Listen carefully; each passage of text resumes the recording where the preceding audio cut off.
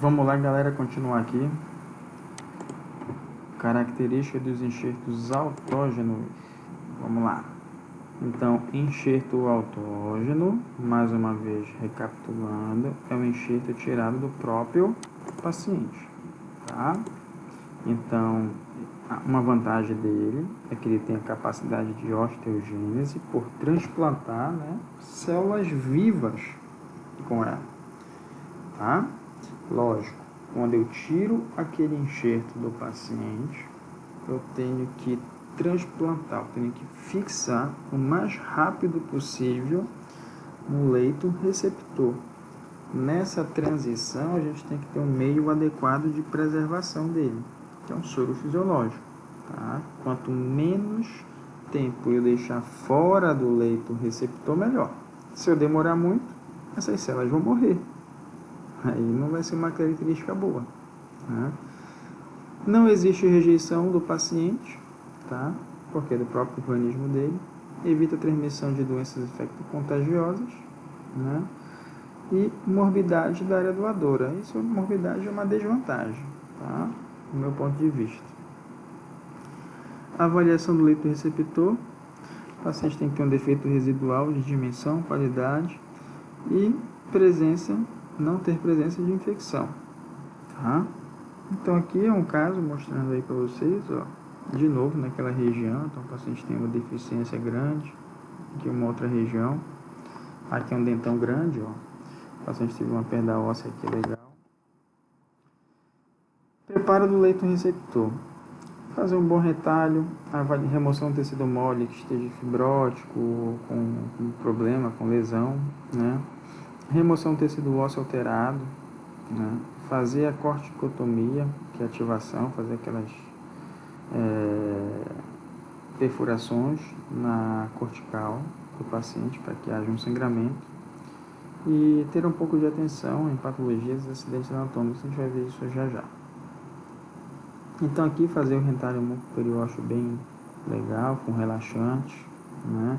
Fazer a exposição bem legal da região onde vai ser enxertado, né?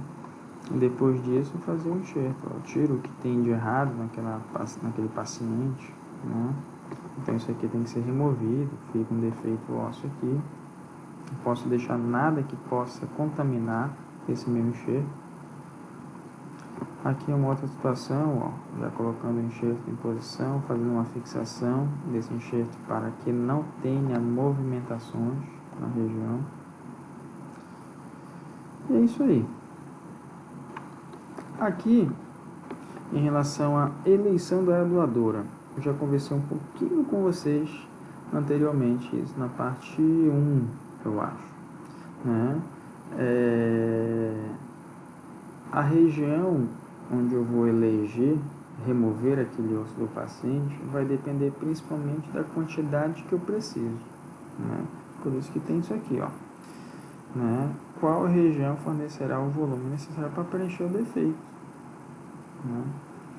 Qual região fornecerá um enxerto com características biomorfológicas compatíveis com a região receptora?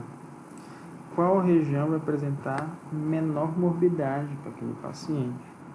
Por exemplo, se eu preciso de um enxerto de um tamanho bem pequeno, eu vou indicar essa paciente para tirar de calota craniana?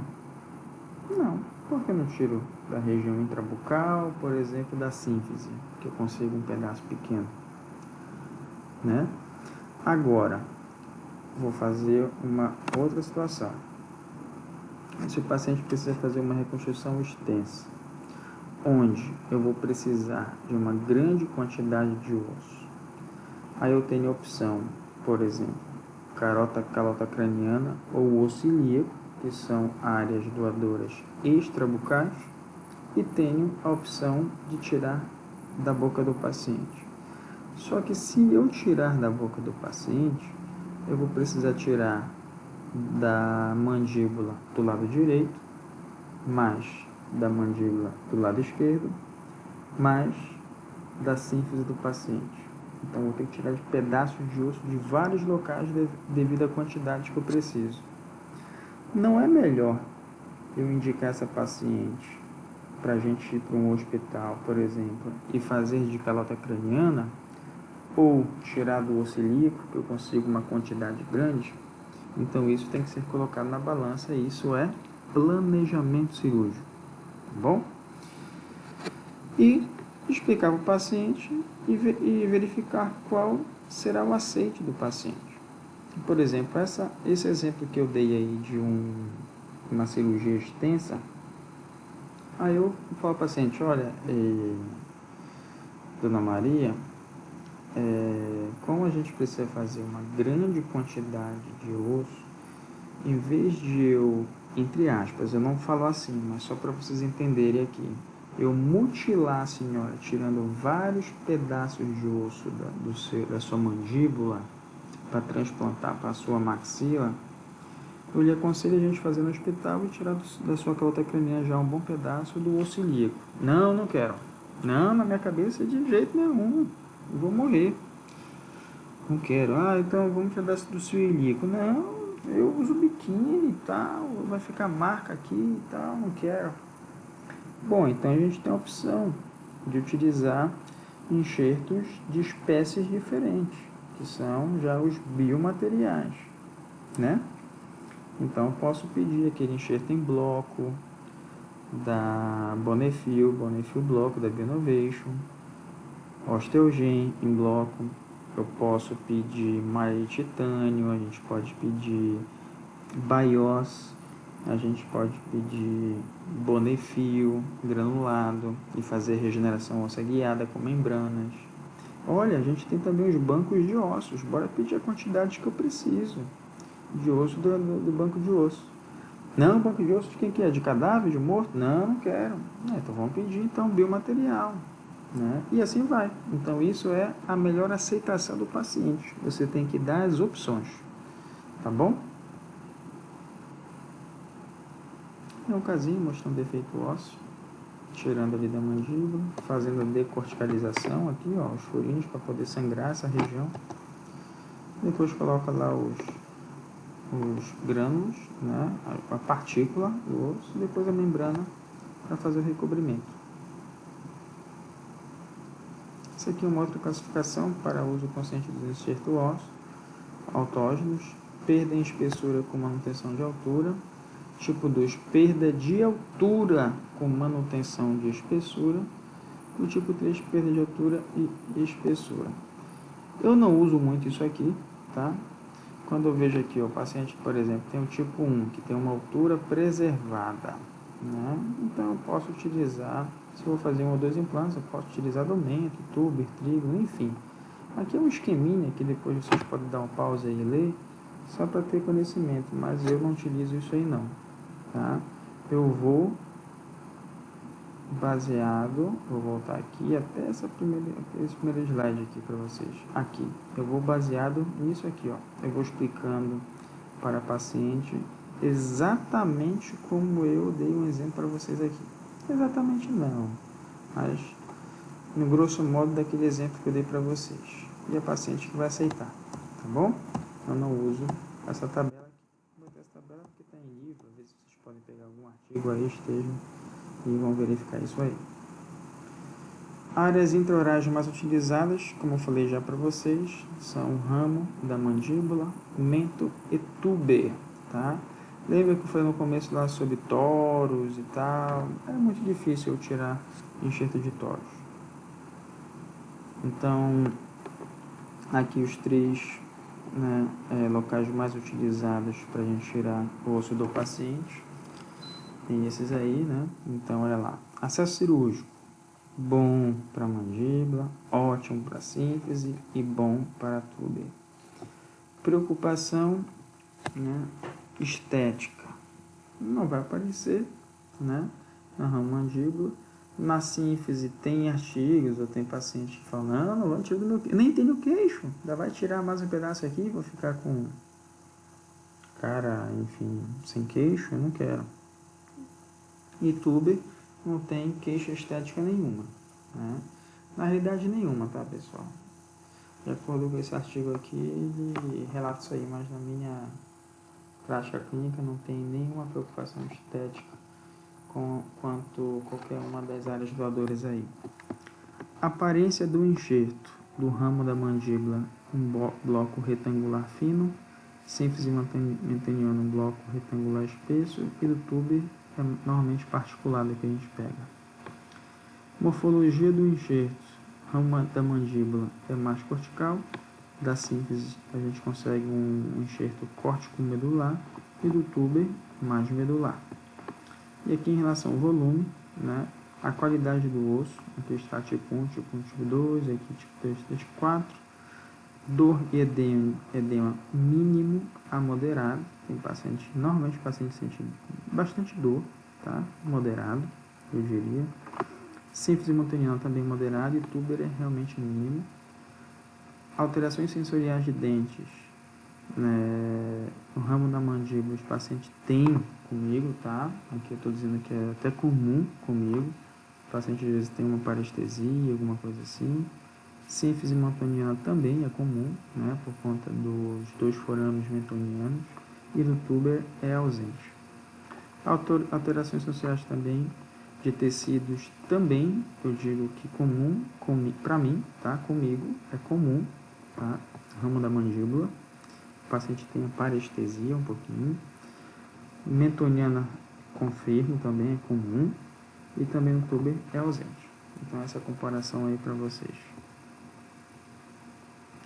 Outras áreas doadoras, né? Tubo espinhonasal anterior, pato, ramo, mento, enfim. E assim vai, ó. Por exemplo, aqui, ó. A parestesia, né? Que é essa deficiência sensorial, né? Na ramo da mandíbula, que é em relação ao nervo alveolar inferior. Aqui está, ó. E o mento é em relação ao nervo mental, tá? Que é o nervo mentoniano. Beleza? Aqui o volume disponível em áreas doadoras, olha só, ilíaco, uma grande quantidade de osso, cota craniana depois vem logo abaixo e assim vai, ó. Aí, cadê os outros que a gente utiliza? Mento, olha só, consegue uma quantidade de osso pegar. Processo coronóide, muito raro a gente fazer processo coronóide, mas consegue uma quantidade boa. Palatino, tubo e assim vai.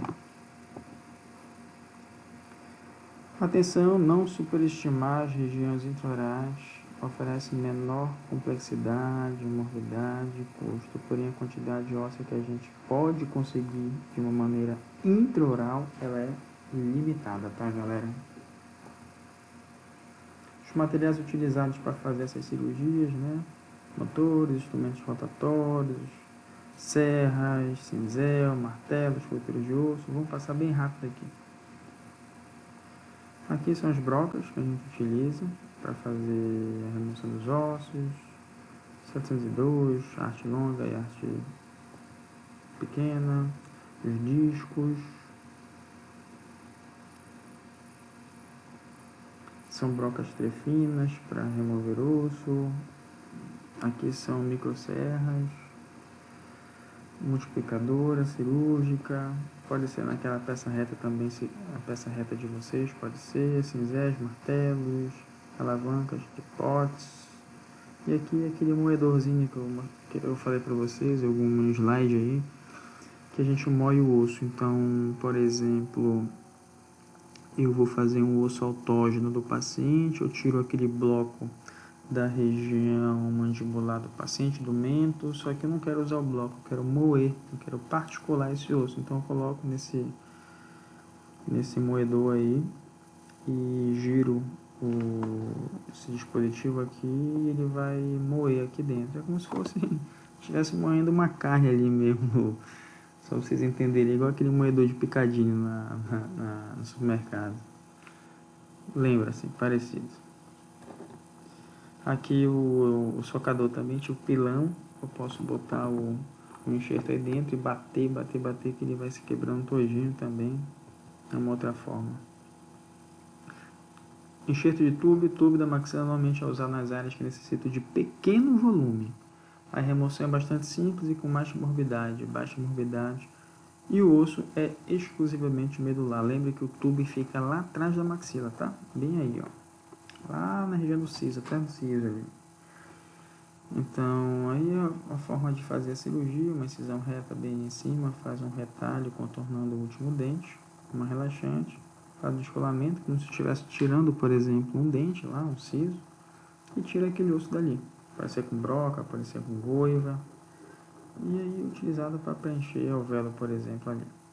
Aí utilizando broca trefina também, uma possibilidade, ó, e aí joga ali dentro do alvéolo do dente que foi extraído.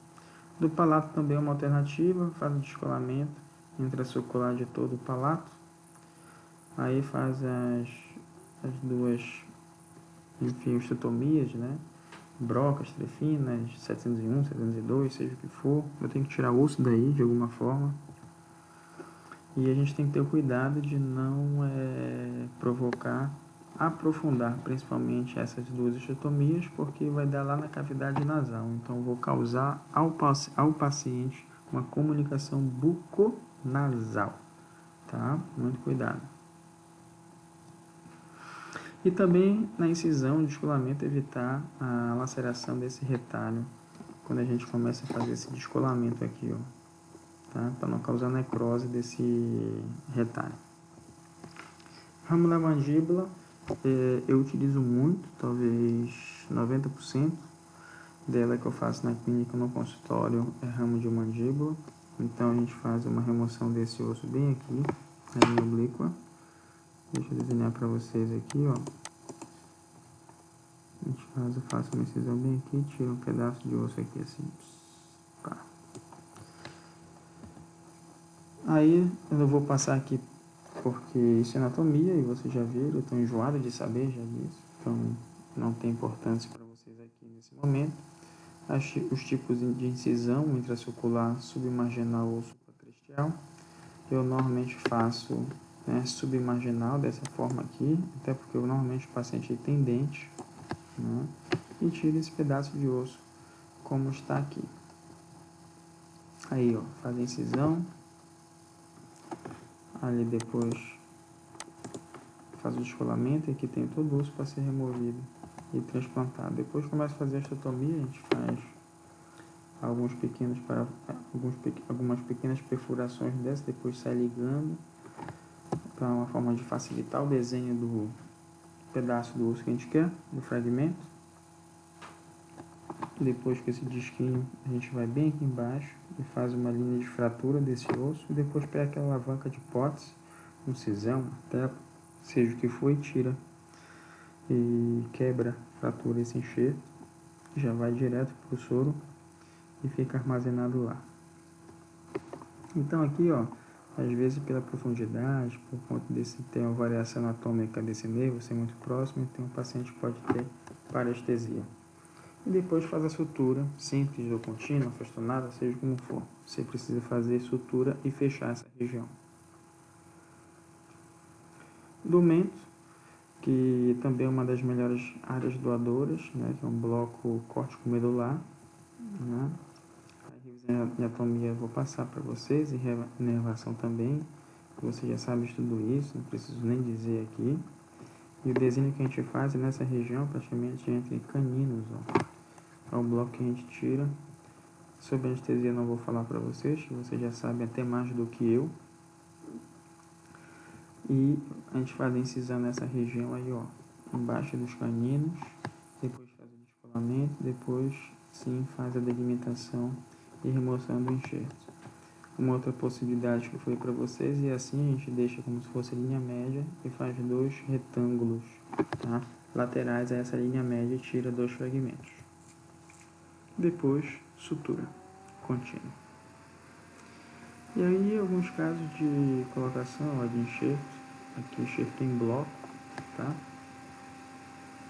Fixação dos enxertos, a gente utiliza parafusos de enxerto, tá? Já falei para vocês lá na frente também. Então, todos esses enxertos, tá, em bloco, eles têm que ser fixados. Depois deles fixados, a gente tem que fazer o alisamento das bordas para que não fiquem bem pontiagudas e machuque e traumatize esse tecido que vai ser colocado em cima. Aqui depois foi colocado uma membrana né, de colágeno. Essa membrana de colágeno ela é reabsorvível, ela vai ficar aí por um tempo, algumas semanas, depois ela vai ser reabsorvível pelo corpo do paciente. Requisitos para uma enxertia bem sucedida: leito receptor deve ter suprimentos sanguíneos adequados, um contato íntimo do osso, o osso deve ser estabelecido, osso de condução, ou seja, aquele osso que eu coloquei aqui, por exemplo, ele tem que estar bem preso e bem em contato com o osso embaixo. Não fiquem lacunas, espaços mortos, né? Para que se forme o osso, tenha essa integração dos dois ossos, o que a gente colocou e o osso do paciente. Fixação rígida deve ser mantida na cicatrização, esse osso não pode ter mobilidade. O enxerto deve ser colocado em um leito sem contaminação, é lógico. A área enxertada deve ser cicatrizada na ausência de cargas. O enxerto ósseo autógeno deve ser tratado com respeito devido à preservação de células. Então tem que deixar ele no soro, ele não pode ser deixado muito tempo fora do leito receptor, a gente não pode tirar ele com broca e deixar esquentar, e assim vai. As membranas, né, que são utilizadas para regeneração óssea guiada, nesse caso aí é um exemplo da BIOS, né? Então as membranas, elas fazem a regeneração óssea guiada, a ROG, ela se baseia na criação de um espaço para invasão de células osteoprogenitoras e vasos sanguíneos, né? E ela protege, né, a reparação óssea quanto ao crescimento e invaginação de tecido conjuntivo. Então ela forma realmente a barreira, ela protege contra essa invaginação de tecido conjuntivo na região. Né? Características dessas membranas, de todas aquelas que eu mostrei para vocês. Já estou ficando cansado só para deixar vocês cientes. Essas aulas eu só consigo gravar para vocês de madrugada. Então agora são quase 3 horas da manhã, porque não pode ter barulho, não pode ter barulho de carro, não pode ter barulho de criança, de gente abrindo porta, não pode ter barulho de nada, porque senão fica muito ruim para vocês essas aulas. Então eu só gravo de madrugada e já estou com sono. Bom, então as características das membranas, elas têm que ser biocompatíveis, tem que ter propriedades oclusivas, ou seja, fazer realmente essa barreira. Capacidade de criação de espaço, ela tem que ser rígida para manter aquele espaço que eu falei para vocês. Integração tecidual, clinicamente manuseável e tem um sucesso previsível, né, com os estudos.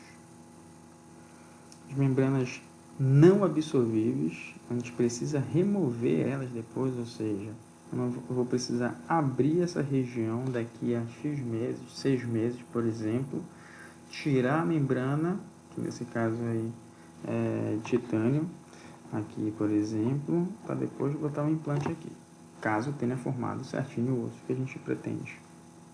Tá? E tem as membranas absorvíveis, colágeno, polilático, e aqui é outro polilático. Tá? Que elas vão absorver daqui a um tempinho. Elas não são tão rígidas. E ela vai absorver com algumas semanas aí.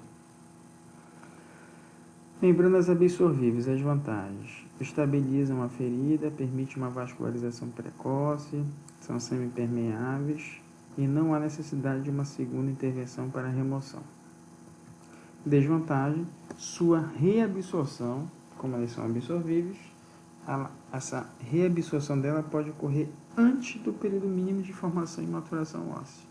A gente pode ter algum problema, tá? Beleza, galera? Júnior, deixa eu tirar aqui, descartar. Sobre essa aula de cirurgia avançada, era isso que eu tinha para falar para vocês. E qualquer coisa, eu estou à disposição para tirar as dúvidas. Tá bom, galera? Grande abraço.